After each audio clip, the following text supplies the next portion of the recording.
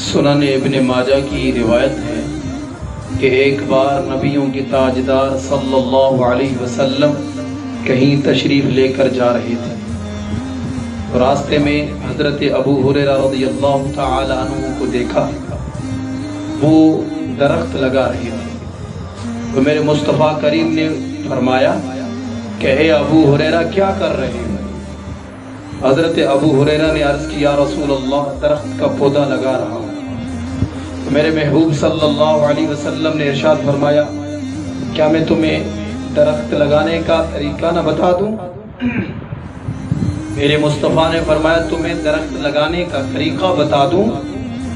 تو اس صحابی نے عرض کی یا رسول اللہ ضرور بتا دیجئے۔ تو میرے مصطفیٰ کریم صلی اللہ علیہ وسلم نے یہ جملے ارشاد فرمائے سبحان اللہ والحمد للہ ولا الہ الا اللہ واللہ اکبر۔ جو بندہ یہ کلمات پڑھے گا تو اللہ تعالی ہر ایک کلمہ کے بدلے جنت کے اندر درخت عطا فرمائے گا۔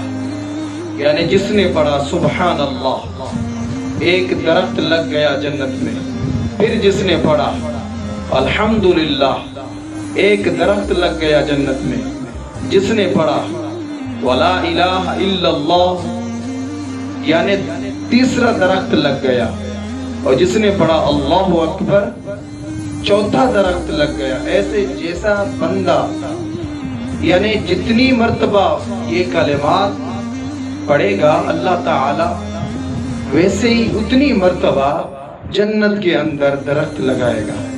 تو پیارے بھائیوں، یہ پیغام کہ جہاں جہاں تم رہو یہ تسبیحات کا ورد کرتے رہو تو اللہ تعالی اپنی حضور صلی اللہ علیہ وسلم کا صدقہ ہمیں اجر عطا فرماتا ہے اور جنت کے اندر درخت عطا فرماتا ہے۔